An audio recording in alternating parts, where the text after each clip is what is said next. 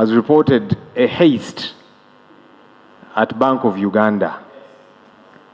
Some reports have indicated $17 million, that's about 62 billion shillings. Others have indicated $13 million, that's about 48 billion shillings.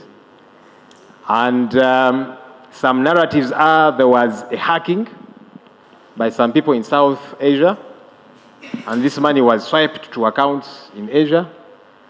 Other reports indicate it was an inside job of Bank of Uganda. It alarmed me because this is our central bank. Honorable Speaker, in the past couple of months, nearly every 2 months, you will hear of a heist at a commercial bank. Now, commercial banks, those are privately owned, it bothers us, but when it comes to the central bank, it's more problematic. And I'll tell you why I found it problematic. Let me read to you a section of the Bank of Uganda Act, Section 4.1, about the functions of the central bank. The functions of the central bank shall be to formulate and implement monetary policy directed to economic objectives of achieving and maintaining economic stability. That's how serious the role of Bank of Uganda is, locally and internationally. I've seen even international media houses report about this, and that does affect us in every sense.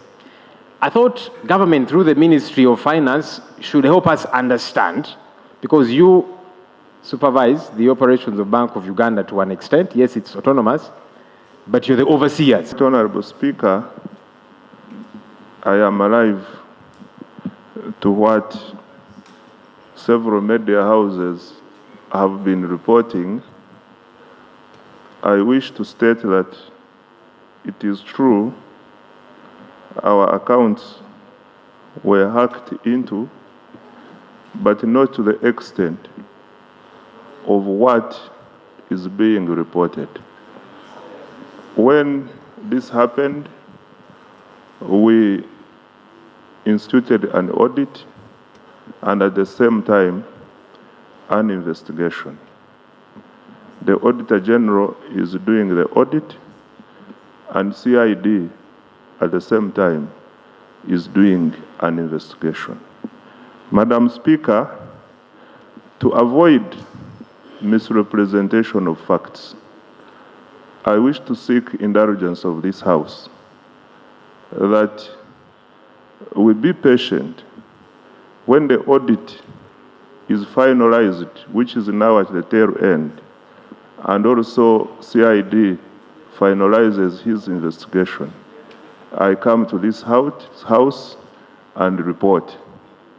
Otherwise, as of now, any matter I disclose on this issue will risk misrepresentation of facts. I thank you. Honorable members, Honorable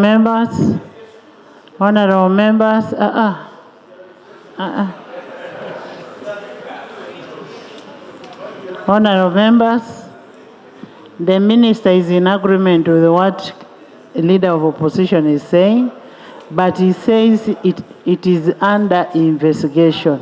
Let's wait for a report from the investigation, and then we will handle it in that way. To some of these things, but government through the Ministry of Finance has conceded. Of course, now he has thrown things a bit off balance. So he's saying, no, it might not be entirely factual, even though there was a haste. That clarity should have come, because if he's saying these figures are wrong, what are the correct figures?